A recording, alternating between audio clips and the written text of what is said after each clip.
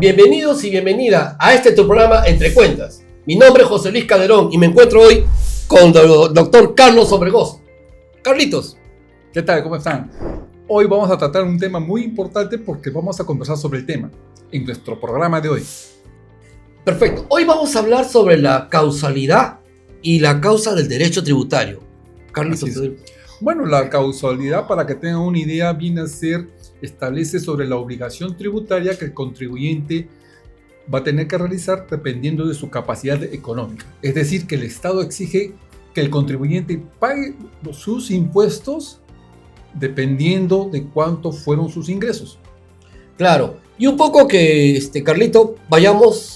Creo que tenemos un instrumento para poder conversar de esto sobre la DJ anual. Así es. Sabemos que hay dos tipos de régimen que le hemos venido conversando: el régimen de la MIPE tributario y el régimen general, que son los que presentan balance DJ anual. Así es. Entonces, ¿qué viene a ser la DJ anual? Lo que hemos visto ya, el impuesto a la renta de tercera categoría.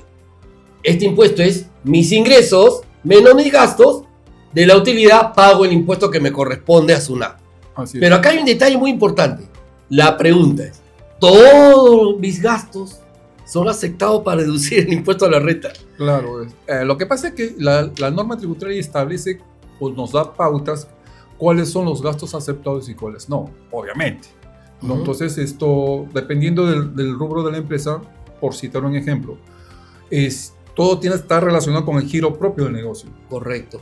Si hablamos de, digamos, de una empresa pequeña, por decir, ¿no?, que compra computadoras, obviamente se dedica a la compra y venta de computadoras, es obvio que va a tener que comprar parlantes, teclado, etcétera, ¿no?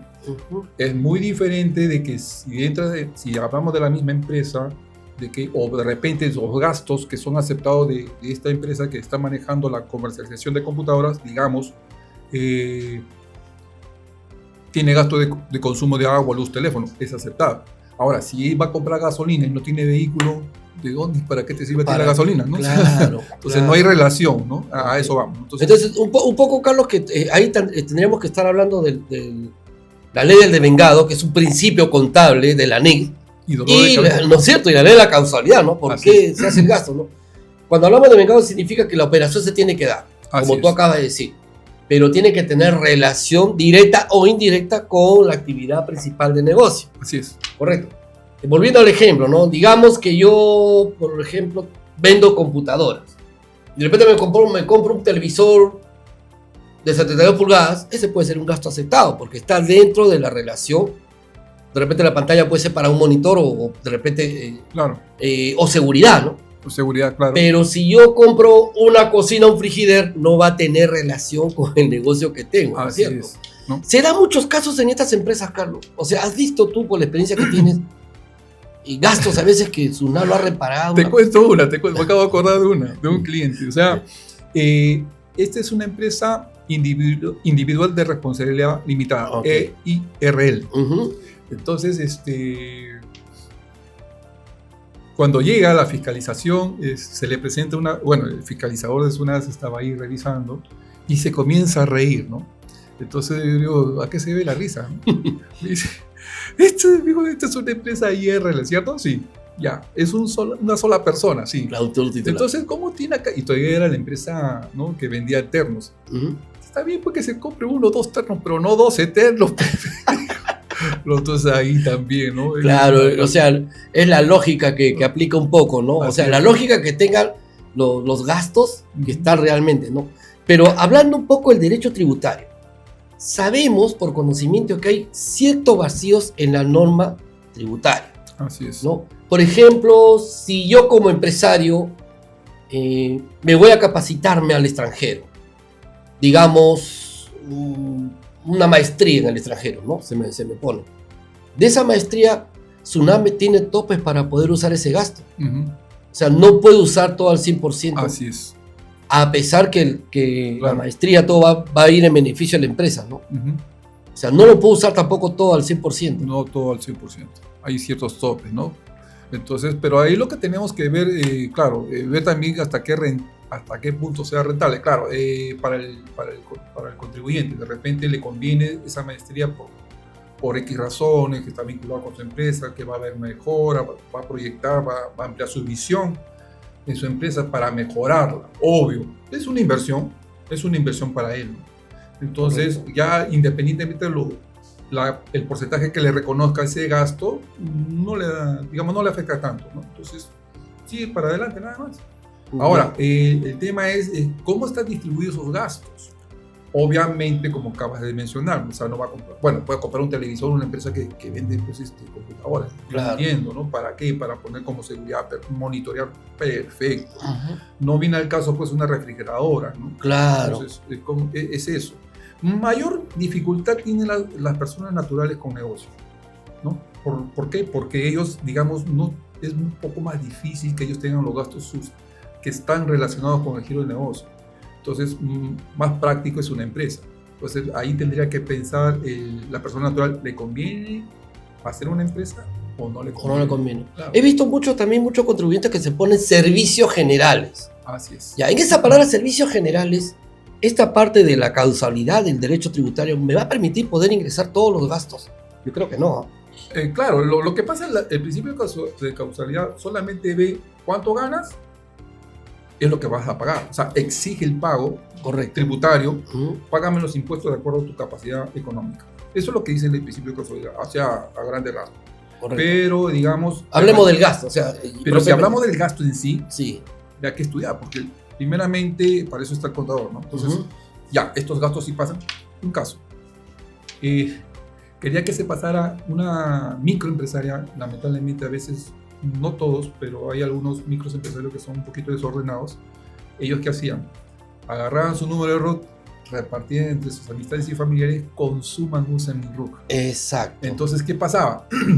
venía, digamos, la facturación y ¿qué tenían? Consumo de pollo a la brasa. Tenían como 20 facturas ahí. Y digo, pero había un pollo, 20 pollos a la brasa, estás a comer con papi y tantas cosas, no es así, no te la van a aceptar. Pero el IGB, pero no tiene nada que ver el IGB. ¿Que cómo gasto? Tampoco, pues, o sea, también una, pero no las 20. Entonces, ¿por qué? Porque ahí nos pueden decir reparar esta obligación. No nos conviene. O sea, ¿por qué? Porque ya te induce a pagar una multa, datos falsos. Queremos evitar eso. Para eso estoy contador, ¿no? Para evitar. O sea, no todo es gasto, ¿no? Hacerle entender al contribuyente que no todo es gasto. ¿no? De repente, quizás se pueda armar los escudos tributarios, ¿no? Financieros, que permitan también cierto gasto de acuerdo al vacío que hemos visto temprano, se pueda considerar como gasto exclusivamente de la empresa, ¿no? Pero dime una cosa, ¿tú crees que debe considerarse siempre la causalidad en las normas tributarias? ¿Debe considerarse esta ley como primaria, ¿no? ¿Qué resultado puede dar en la conducta fiscal del contribuyente? Lo que pasa es que el principio de causalidad promueve la equidad y la justicia en el sistema tributario. La paridad entre el contribuyente y el Estado. Es decir, Estado cobra lo justo, contribuyente paga lo justo. ¿No? Entonces, evitar los excesos. Para eso, pero ojo que el principio de causalidad no va solo, va con otros principios. De proporcionalidad, de razonabilidad, de generalidad, que es aplicable. Por ejemplo, salió una resolución de Tribunal Fiscal porque apelaron a esta empresa dedicada a la producción de carnes, ¿no? Entonces, ¿qué usaban esos trabajadores? La zona no le había aceptado los gastos porque los consideraba como gastos de tocador, ¿no? Entonces, según ellos dijeron que no guardaba relación. No, sí guardaban la relación. Claro. Entonces, en ese caso, se le permite al trabajador usar ya sea antes o después o durante la jornada laboral. Fue aceptado. Me has hecho acordar, Carlito, y permítame compartir acá con los que nos están viendo esta experiencia que fue de mí en la universidad, ¿no? Y me dejó impactado. Una profesora muy buena de tributación. Lo que pasa es lo siguiente, ¿no? Dice que era un contribuyente que trabajaba en una pesquera y era así, cumplía hasta el último, siempre que notificaba cumplía, ¿no? Y una vez Sunale era exportador de lo que era conserva de pescado. Y un día se le ocurre hacer conserva de calamar, el pulpo, y comenzó a hacer y facturar y cumplir con toda la exportación, importación tranquilamente, ¿no? Pasan 3 años y Sunal lo notifica. Oye, me estás debiendo 850.000 soles de IGB por ese calamares. Entonces agarró y dijo, ¿sabes qué? Vende una propiedad, le dijo a la doctora, no, vende una propiedad porque yo no quiero tener problemas con la SUNAT. Entonces la doctora le dijo, mira, permíteme con todo respeto, ¿cuánto me pagas tú por hacer que SUNAT se disculpe? SUNAT se disculpe, ¿ok? Y agarre y te anule esa notificación de multa. Seguro. Ya, te doy el 20%. Agarró, tomó fotos, sacó el historial, todo, te lo digo, Carlos, y le presentó a SUNAT. Terco el fiscalizador, se fueron al tribunal. Y el tribunal dijo, ¿dónde dice la ley del IGB que calamar, pulpo están grabados? Claro. No lo dice, Carlos. ¿No lo dice, pues? Y lo que tú dices, ahí el contador. Así es. Imagínate, un 20% de 850,000. En 3 meses de trabajo, Carlitos. Así es. O sea, ahí un poco con este ejemplo que te voy a entender. Mira el vacío que existe en el Código Tributario. A veces, por desconocimiento, el contribuyente paga. Claro, lo que pasa es que ahí, lamentablemente, el fiscalizador no está en plan de orientador, sino está en plan de paga, multa. Pero eso está el contador, me dice, un momentito, lee tu norma, ¿no? Y muchas veces hemos estado así, ¿no? Que no, tu propia ley está, léela. No quiere, pa. Se llamaba al supervisor, ¿sabes qué? Mira, tu tigre pasa, dice esto y... no, pásame con él, toma. Y eso no le gustaban a ellos, ¿no? Porque era una llamada de atención. Claro. Entonces, eso es lo que iba pasando. Entonces ahí recién se daba cuenta el fiscalizador que el contador sabía y que él estaba en un error. Claro, no decía nada, pero ahí estaba trabajando. Pero ese es el tema. El contador está en cumplimiento, como dice el principio de causalidad, para que el Estado no exija de más y que el contribuyente pague lo justo. Ambos. El Estado cobre lo justo y el contribuyente pague lo justo. Okay. Y estos vacíos ayudan bastante mucho también a los contribuyentes a realmente declarar, como te decía al inicio, ¿no? Tenemos una DJ anual que ya el próximo mes ya. El próximo mes, claro. Y muchos están cabezones con el CIDE, que el tema y qué gasto voy a meter, si me va a aceptar o no SUNAT, pero entra hasta allá lo que tú dices, ¿no? La ley del devengado y la ley de la casualidad, ¿no? Claro, y muchas veces lo que pasa es que, bueno, hubo un tiempo en que ingresaban fiscalizadores que no eran de la misma SUNAT, que no eran contadores, y tenían problemas con este tema del devengado. Sí. Pero le decíamos, pero en tu propia norma lo dice, lo habla. Claro. No, que esto, que lo otro. Ya, bueno, de acuerdo a las normas internacionales de contabilidad, ¿qué es eso? Claro, ahora ya entran pues contadores. Entonces, entre gitanos tampoco no nos vamos a leer la mano. Entonces, lógico. Y ahí ya conversábamos y, bueno, era más asequible y ya entendía, ¿no? Está bien, este principio es así, se acabó, punto. ¿No? Esto sí pasa, esto no pasa. No había problema, ¿no? Pero justo hubo un comienzo, esto, con la aplicación del devengado, que sí lo decía la norma, y que hoy en día ya es una ley. Claro. ¿No? Y eso está estipulado desde el marco conceptual, ¿no? En ese caso. Ok. No, y aparte yo tengo entendido que gracias a estas experiencias que hemos vivido, un poco que nosotros también tenemos que estar, lo que yo digo, ¿no? Nuestra Biblia, el Código Tributario. Código ¿no? Tributario. Porque de ahí va a depender mucho de dar un buen asesoramiento a los empresarios, dar un buen asesoramiento a nuestros clientes, ¿no? ¿Y tú crees que la casualidad es efectiva o innecesaria para resolver disputas? Porque, mira, el hecho de que SUNAT te cobre y el hecho de que el contribuyente pague va a depender mucho de esta disputa fiscal que siempre hay. ¿Crees que esto de la ley de la causalidad dentro del Código Tributario o el devengado o los vacíos ayuden mucho? Claro, lo que pasa es que el principio de causalidad previene el fraude y evasión tributaria.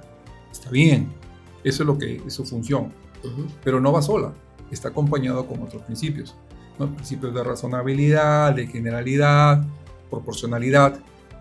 Todo eso es elemento principal del principio de causalidad. Entonces todo esto de acá no va solo. Precisamente hoy en día el contador, ¿qué hace? El planeamiento tributario. Los escudos fiscales. ¿Con qué finalidad? De proteger al contribuyente para un mejor desenvolvimiento en su cumplimiento con sus pagos de impuestos. Esa es la relación que se está guardando, ¿no? Pero hoy en día sí, o sea, el principio de causalidad no mira tanto eso, ¿no? Pero se desarrolla a través de otros principios que manejan y trabajan conjuntamente. Carlos, ¿y cómo tú entiendes que SUNAT un error involuntario, un contribuyente, como antes pusiste, es viene el camión, todo listo ya. Pero cuando hay una devolución, que lo he ganado como contribuyente, que SUNAT se ha equivocado, se demoran y hasta a veces permiten ir hasta instancias mayores. No lo entiendo, o sea, ¿por qué? ¿A qué se debe todo? El tema es eso, ¿no? Y a veces, lamentablemente, ahí sí debería de haber una institución que sea más determinante que el Tribunal Fiscal, porque han habido casos, como tú dices, no se demoran en hacer la devolución, pero independientemente tampoco no han hecho devoluciones, a pesar de que había una resolución del Tribunal Fiscal que salía a favor del contribuyente diciéndole a SUNAT, devuelve lo que le has retenido. O sea, y no estamos hablando de 1.000 soles, estamos hablando de millones de millones. Entonces, ¿qué tenía que hacer la empresa? Publicar, pues, ¿no? Y la SUNAT, habiendo nosotros ganado, dicen los contribuyentes, nosotros ganado, no nos quiere devolver lo que nos ha retenido injustamente. Entonces, ¿en dónde estamos, no? Entonces, ahí debería entrar el principio de equidad. Bueno, ¿sabes qué? Yo le retuve y te devuelvo. O sea, no que te un poco que por esto también se está perdiendo ya un poco la imagen y la confianza en la SUNAT, ¿no? Así es. Y eso también contribuye un poco a que el contribuyente prefiera mejor pagar lo que quiera pagar y no lo que es correcto y lo justo. Algunos lamentablemente lo están haciendo. Ahorita que ya se está, digamos, digitalizando con la tecnología, en la aplicación de la tecnología, sí, ¿no? Entonces ahí ya tener que cambiar su papel, porque no solamente va a quedar así tan sencillo a través de este sistema. Claro. ¿Okay? Está bien, la tecnología ayuda mucho, pero acá hay algo interesante. La digitalización y la globalización de la economía se está volviendo más complejas. Entonces van a tener que darle forma al principio de causalidad. Entonces, a nivel internacional. Entonces, ya tenemos empresas que antes ni pensábamos que iban a haber empresas transnacionales, que si bien tienen la entidad en un determinado país, pero tienen acá un local, etc. Se amplía mucho más la norma. Entonces, hoy en día van a tener que pensar más cómo poder hacer la fiscalización. Pero ¿qué pasa a ese contribuyente que no cuenta con la tecnología? Está como lo que veníamos conversando temprano. Bueno, yo me limito a hacer mi factura física, compro el físico, qué sé yo, no tengo cómo ingresar. ¿Cómo es el tratamiento con ellos, no? O sea, esta ley que estamos conversando, este derecho tributario, en su punto de vista, ¿cómo lo puede tomar él? O sea, un poquito que diríamos que está desprotegido o desconocimiento de la norma, quizás. Claro, la mayoría de los microempresarios, no todos, tienen mucho desconocimiento de los principios tributarios. Bueno, obviamente para eso tienen que tener un contador, pero lamentablemente a veces hay algunos contribuyentes que no tienen contador. Por la sencilla razón que ellos todavía están tratando de nivelarse con respecto a sus ingresos en el mercado. Lamentablemente a veces, ¿qué hacen? A veces compran sin factura y venden con factura. Entonces ahí hay un desnivel, ¿no? ¿Por qué? Porque como te estás estoqueando sin factura y ahí viene un problema. Y ahora con esto del CIRE, obviamente que la SUNAT va a tener mayor fiscalización. Mejora. Ahora, el tema está sobre esos comprobantes de pagos físicos. No los visualiza. Entonces, el tema va a ser que en cualquier momento va a decir, bueno, como ya tenemos la tecnología y de acuerdo a la modernización, todo el mundo me emite comprobante de pagos electrónicos. Claro, esa es la función de ellos. Esa es la meta que ellos tienen. Fiscalizar a todos. Pero el contribuyente se va a ver en desventaja porque va a tener que, obligado, como tú dices, o contratar un estudio que va a salir un costo mayor, o contratar un contador que tenga... No le queda otra. Entonces, posiblemente empiecen con un contador externo. Lo más asequible, claro. Lo más asequible. Entonces, lo más asequible sería un contador externo. Dime, ¿en qué medida la causalidad, ¿no?, del Código Tributario es una herramienta de control o abuso para la administración tributaria? ¿Tú crees que es una herramienta de control? O hay veces también, por la otra parte, un poco que se abusa también de esto, de no reconocerte los gastos, o en darte un porcentaje nomás de ese gasto. El tema está ahí que como los juristas tributaristas, con respecto al principio de causalidad está bien claro, o sea, la equidad. El tema está quién de los dos la cumple y quién no la cumple. Y lamentablemente ya hemos expuesto de que hay contribuyentes que no cumplen y hay otros, y la SUNAT tampoco no cumple. Claro. Entonces, ¿quién vela por eso? Por eso digo, como dije al principio, habrá que crear una institución en donde realmente diga, ¿sabes qué? Esto es así, plac. SUNAT devuelve o si no, yo... Pero ya tenemos un tribunal constitucional que es la máxima autoridad. Pero no lo hace, es que no tiene la función, digamos, por decir, de ese poder, en el sentido, así como SUNAT, digamos, retiene y no devuelve, entonces una entidad donde le diga a la SUNAT, yo te retengo y no te devuelvo, ¿no? ¿Por qué? Porque esto le corresponde al contribuyente que legalmente ha demostrado que sí le corresponde. Correcto. O sea, tú tienes que devolver, no quieres, yo te lo retengo. O lo devuelves o te retengo. No hay esa institución. Es un poco con lo que pasaba, ¿no? Y disculpa, de repente nos salgamos un poco del tema, pero tú sabes el tema de la detracción. Ya. ¿No? Que hay contribuyentes que tienen que tener su cuenta en el Banco de la Nación, ¿no? Así es. Y a veces de repente, qué sé yo, mis ventas, me olvidé de depositar, ya SUNAT te lo recauda y te lo pone en un limbo, o sea, no sabes qué hacer con esa plata, ¿dónde está? No cuadra. Entonces un poco que también el contribuyente se siente fastidiado, me dice, oye, pero si esa plata es mía, ¿por qué SUNAT no me la muestra, no me deja pedir la liberación? O cuando, digamos, ha habido casos, ¿no?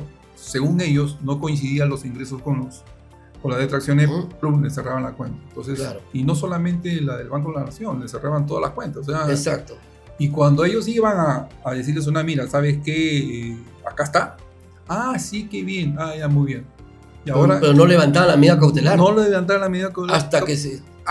pero, ya, ahora, para aperturar la cuenta o reabrir la cuenta, ¿bajo quién asumía los costos?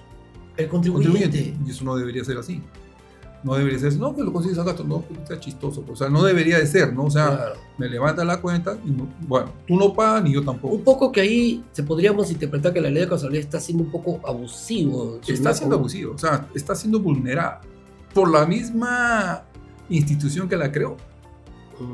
Recuerda que en el Código Tributario, lo cual se le llama la Biblia, existen 9 tipos de interpretaciones. Exacto. Del derecho.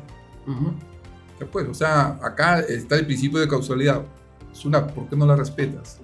¿No? O sea, no la respetas al 100%, o sea, la respetas, digamos, en menos de 1%, 2%, ¿no? Claro. Donde hay esa falencia. Entonces, ahí hay un tema. Por eso yo les digo, ¿qué están esperando? Que haya otra institución donde le diga, ¿sabes qué? Le dé un tirón de orejas. Y eso va a ser costo de prácticamente todo, cada uno de los peruanos, el contribuyente, ¿no? Se podría aumentar la causalidad utilizada en salvar a los contribuyentes en situaciones complejas, de repente no personalizadas. ¿Salvar? Claro. Un poquito como para que se entienda un poco este tema, ¿no? O sea, al argumentar lo que acabamos de decir, ¿no? Yo, SUNAT, ¿sabes qué? Esta devolución es por esto, tú me has recaudado esto y tú has equivocado, porque acá tengo el sustento correcto. Estoy salvaguardando lo que tú me estás... La pregunta es, ¿debería ser penalizado eso? O sea, por parte de la institución a SUNAT. Porque así como me penalizan a mí por incumplimiento, multas, qué sé yo, SUNAT por equivocarse debería tener un grado de... una gradualidad de penalidad, ¿no? Debería de haber, pero la SUNAT es el Estado y el Estado no se va... no se va a hacer el harakiri, ¿no? Entonces, en ese aspecto, no. De repente, lo que tú dices, con otra institución, como un ente fiscalizado, como por ejemplo la entidad financiera internacional, que ve el defraude y el lavado de activos, o sea, es la última palabra. Así es. Y va donde el banco y va a la misma SBS y le pone el harakiri, ¿no? De repente necesitamos uno para la SUNAT, de repente. Sí, ya es tiempo que necesitamos uno. Ya es tiempo porque hay muchas. O sea, la SUNAT lamentablemente empezó con una ideología. Que todo el mundo le tenga miedo, y lo logró en un tiempo dado, pero después... Pero era otra realidad, pues, era otra realidad porque había, ¿sabes tú, no? El mundo de que... Claro, había otra realidad. Otra realidad, ¿no? Pero ellos parece que se han quedado, ya no asustan, pero digamos, se ha quedado con eso, ¿no? Digamos, una especie de abuso. Entonces, y ahora... Obviamente que debería haber una institución, ¿no? para que equilibren los pesos, ¿no? en ese aspecto. Tanto para el contribuyente como para la SUNAT misma. Como volvemos de nuevo al ejemplo. Si le retienes si la SUNAT retiene a un contribuyente 10 millones de soles y el contribuyente ha presentado todos los documentos y a través de la resolución o tribunal fiscal que ha dado el fallo a favor del contribuyente, SUNAT, tienes que devolverlo, no, que yo no quiero, que no puedes estar así, que tú eres el dueño de la pelota. O sea, ahí ya entraría a tallar esa entidad, ¿no? O esa institución. ¿Sabes qué es SUNAT? Si tú no lo devuelves, yo te retengo y le devuelvo. No me hago problema. Claro. Y ahí estoy seguro que SUNAT va a cambiar de mentalidad, de decir, ya está bien, si te devuelvo, porque a la larga o a la corta me la van a quitar, ¿no? Es así. Más lo que yo he estado viendo, por la experiencia que te digo, más corre y fluye cuando hay una queja al tribunal fiscal. Ahí un poco que tiembla, no digamos que tiembla, sino que SUNAT lo piensa 2 veces. Lo piensa 2 veces, pero te imaginas, el tema es, me parece que nadie lo ha presentado al Tribunal Constitucional, porque está vulnerando los derechos constitucionales. Exacto, del contribuyente. Justamente. Entonces ahí debería de tomarse en cuenta, ¿no? Entonces ya está bien, yo presento como contribuyente, yo presento presento mi queja a través del Tribunal Fiscal y al Tribunal Constitucional. A ver, pues, ¿cómo la ves? Y ya ahí sí, la SUNAT no le hará caso pues al Tribunal Fiscal, pero al Tribunal Constitucional sí le va a tener que hacer caso. Más o menos te cuento un poco la experiencia con un contribuyente, ¿no? Resulta que fue invitado a que sustente, a que dé su declaración de unas facturas, de unos gastos que había considerado en impuesto a la renta, ¿no? Un poco que lo quiero ligar con el tema del Código Tributario de la Ley de Casualidad. El contribuyente le demostró, ¿no?, que los gastos que habían consignado tenían relación estrictamente con la naturaleza de su negocio y había presentado la bancarización y toda la operación correcta. SUNAT presumía de que esa factura no eran de Hacienda. Le demostró. Y demostró con una confirmación de parte del proveedor, con una carta notarial, que sí se había hecho la operación. Carlito, te comento esto. SUNAT lo aceptó, pero aún así notificó de que estaba en multa por datos falsos. ¿El contribuyente qué hizo? Presentó una queja formal al Tribunal Constitucional. Créeme que en 15 días hábiles SUNAT se ratificó y cambió la resolución. Un poco que a lo que íbamos, ¿no? O sea, parece que el Tribunal Fiscal tiene un poco más de peso, o dice, oye, ¿sabes qué? Claro. Estás mal, el contribuyente ya pues. No, está bien, o sea... anula esa notificación, ¿no? Claro, pero claro, la notificación ahí procedió. Pero ¿qué pasa con aquellos contribuyentes que SUNAT retiene aquellos ingresos o aquellos impuestos en donde el contribuyente ha demostrado que realmente es lo que es de acuerdo a las normas? Con fallo de la Tribunal Fiscal a favor del contribuyente, y muchas veces la SUNAT no le ha hecho la devolución. Entonces ese dinero, ahora estamos hablando de millones, entonces la pregunta es, ¿por qué la SUNAT no lo devuelve? Si hay un fallo del Tribunal Fiscal que se le ha otorgado a favor del contribuyente. Por eso digo, ¿qué está esperando SUNAT? Claro, tendría que ser el Estado mismo que crea esa institución y que le retenga. Bueno, tú no le devuelves porque ya hay un fallo del Tribunal Fiscal. Si tú no le devuelves, yo te retengo. O sea, quito acá, contribuyente tengo. Tenemos un caso de Telefónica, no sé si te acuerdas tú que le ganó, ¿no? Le ganó el proceso tributario. Yo me imagino cómo se habrán puesto. Sí, hoy era un montón de plata. Claro. Era millonada. Claro. O sea, de hecho, con las empresas mineras también pasa lo mismo. Son millonadas. Entonces ahí la SUNAT, claro, digamos, como se pondría como, digamos, como a veces suelo decir, ¿no? Se pone como el Kiko, ¿no? Ya no juega con mi pelota. Se picó, pues, ¿no? Claro. Entonces es así, ¿no? Claro, que ellos, lo único que van a decir, espérate, a la salida nos encontramos, ¿no? Claro, es así, ¿no?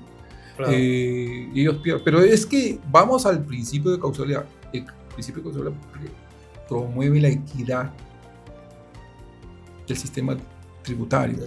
Entonces, si promueve la equidad y promueve la justicia, se debe de aplicar como tal. Ellos fueron los creadores de este principio, no nosotros, no los contribuyentes, no los contadores. Son resoluciones que la misma SUNAT lo ha hecho dentro de su marco del Código Tributario. ¿No? Correcto. No, y hay un tema aquí, ¿no? Ya para terminar, ¿no? O sea, hemos visto ahora con el tema de la DJ anual, que está a punto de presentarse ya en los próximos meses, ya está culminando el vencimiento, y vemos que muchos contribuyentes tendrían que tener realmente conocimiento por medio de su contador o de su asesor de la importancia del Código Tributario de la Ley de Casualidad, ¿no? ¿Qué gastos realmente yo te puedo aceptar y qué gastos no?